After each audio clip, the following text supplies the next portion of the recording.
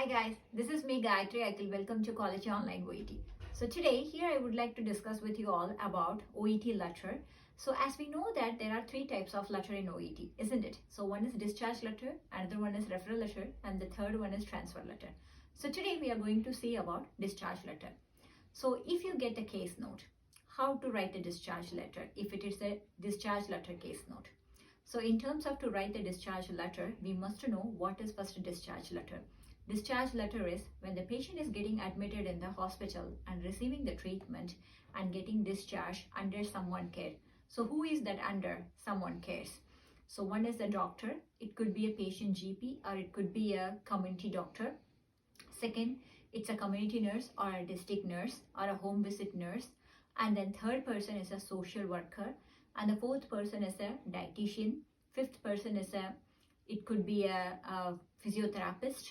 And then another person is an occupational therapist, and the last person is a dietitian and the patient's own family members. So these all are the members who is going to be look after the patient once the patient is getting discharged from the hospital. So how we have to write in case if the patient is getting discharged under doctor's care. So how we will write the letter. If it is patient's own GP, which means just forget about the social background of the patient, only just focus on the present medical history of the patient. And then recommendations, what the GP has to do for the patient. In case if it is a unknown case letter, for example, the doctor is going to receive this patient. This is very new patient for the doctor. So in that case, we have to give the just a little introduction about the social background. So what we can write it in the social background. So what is the occupation of the patient and who is living with the patient and the past medical history and the medication history. Apart from that, we have to elaborate the present medical condition of the patient because the doctor is going to look after the patient to treat the patient, okay, after the discharge. And if it is a community nurse, so there we have to elaborate the social background because the community nurse usually make a home visit or sometimes the patient go to the community center to receive the care, receive the treatment and care. So in that situation, it is good to just elaborate the social background along with the past medical history. And the present medical history is very important, and what the nurse must know about that information alone can be written in the present medical history paragraph. In case if you are writing to the dietitian, so we have to completely focus on the diet part. For example, what the patient received during the hospital stay and what is the patient likes and dislikes, what is the allergic history of the patient, what is the height and weight BMI of the patient, and what type of diet the patient has to follow after the discharge. So the dietitian only looking for the dietary part, not other history of the patient. Okay. And then next thing is if you're writing to the physiotherapy. So physiotherapy will be only looking for only the mobility part of the patient. So how about the physic, for example, how far patient able to walk? And then what is the past medical history? Does the patient have any past medical history of fracture or stroke or CVA? So these kind of the histories and wound healing process and what kind of the walking aids the patient is using. Either it's a Zimmer frame or either patient is using the four-wheelie walker and either patient is using any prosthesis. So these all are things very much important for the physiotherapist to know to help the patient to physically fit. And what else the occupational therapist necessary to know about the patient. Occupational therapist is the person who is going to provide the necessary items. For example, patient is finishing the knee replacement surgery going back to the home. So what kind of the arrangements can be done in home?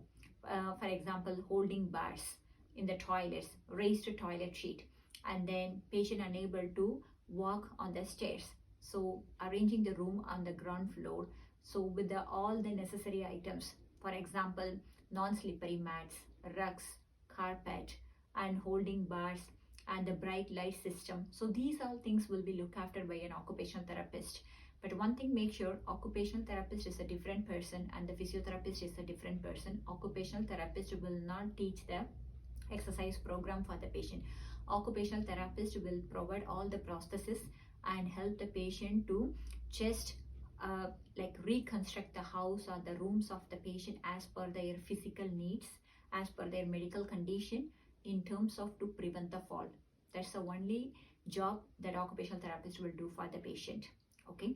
And then coming to the social worker. Who is a social worker? Social worker is not a medical person who will help the patients for the social needs. For example, social worker will help the patient for getting the job. If the patient stuck with any financial issues, that will be arranged by the social worker. If the patient lives alone, the social worker help them to participate in social activities. And if the patient is having any pension problem, that will be helped by a social worker. If the patient wants to move to the nursing home, and patient is having any transport problem, so these all things will be arranged by a social worker. If the patient is a refugee coming from another country to this country as a refugee, so arranging the GP, schools, and job, and also accommodations, and medical things, this all will be done by a social worker. So social worker is a person who can help the patient for the social needs. She won't do dressing, she won't provide any medications, she won't do any medical related needs. Only she will do the social needs. So these all are the person who will be looking after the patient after being discharged from the hospital. So we have to pick the information to whom we are addressing this patient. So as per their like what they are, for example, doctor, nurse, and then social worker, dietitian, physiotherapist, and then social worker and occupational therapist. So based on their job, what kind of the care they can provide to our patient, that information alone we have to pick it from the case note, and we have to write it as a letter. So we have to be very careful. As per addressing person only we have to pick the information. Not all the information is necessary for all the persons. Okay, I hope this video will help you all to get an idea about how to write a discharge letter according to the addressing person. Okay, so in next video we'll discuss about the referral letter, and we are conducting the classes like 30 days, 40 days, 60 days classes, and also we are having separate classes for writing and speaking, which will be an online classes, and also it's a one-to-one class.